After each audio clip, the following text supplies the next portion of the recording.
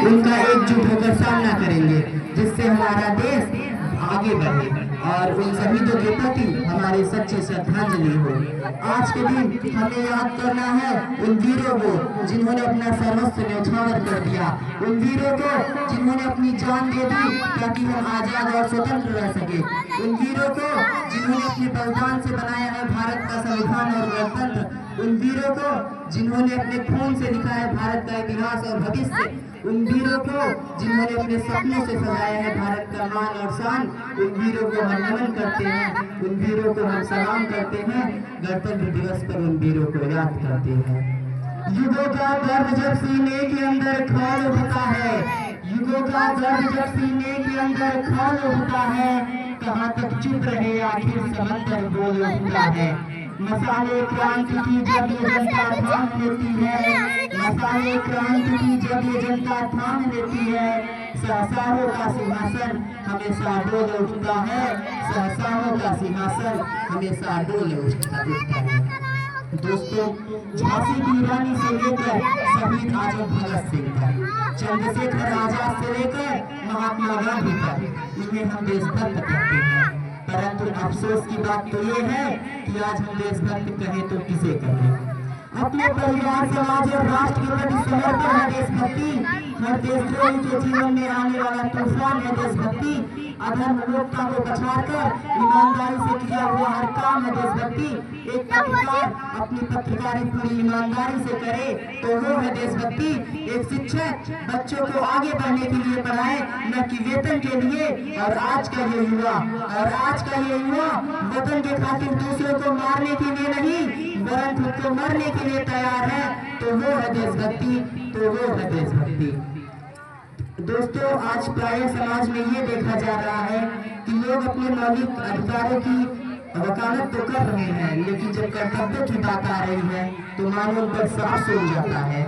ऐसी मानसिकता देश के लिए घातक हो सकती है।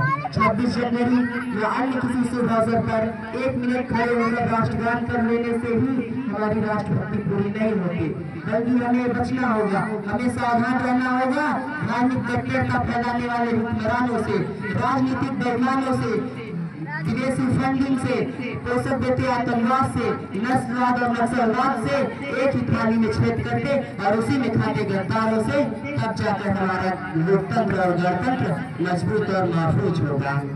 दोस्तों, आजादी के बाद हमारे देश ने हर क्षेत्र में उपलब्धि हासिल की है। हमारा सफल चंद्रयान इसका स्पष्ट उदाहरण है।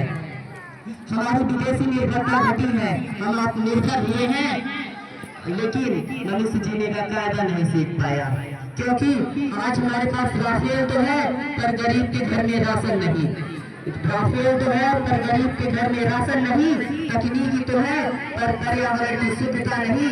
समस्या हर बात से है पर समाधान देने वाली कोई जुबान नहीं, समाधान देने वाली कोई जुबान नहीं। भले ही मनुष्य आज चंद्रमा पर पहुंच गया है, लेकिन धरती पर जीने का कायदा नहीं सीख पाया। इसका स्पष्ट उदाहरण है रूस व यूक्रेन का तांडव, हमास व इजराइल का विनाशकारी युद्ध, अमेरिका व वेनेजुएला और ग्रीनलैंड का संकट, भारत और पाकिस्तान का तनाव।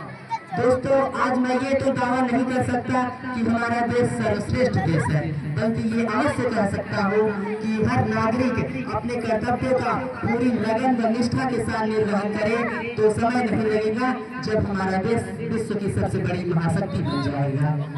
हमारे पूर्व राष्ट्रपति डॉक्टर APJ अब्दुल कलाम जी ने कहा था कि यदि देश को भ्रष्टाचार मुक्त और महान बनाना है तो मुझे अच्छी लगती है वो सोसाइटी से जुड़ी हुई 3 चीजें जो इन्हें बदलाव ला सकते हैं। वो है माता, पिता और शिक्षा। देश का नागरिक होने के नाते हमें यह सोचना चाहिए कि हम किस हद तक अपने देश को सफल बना सकते हैं।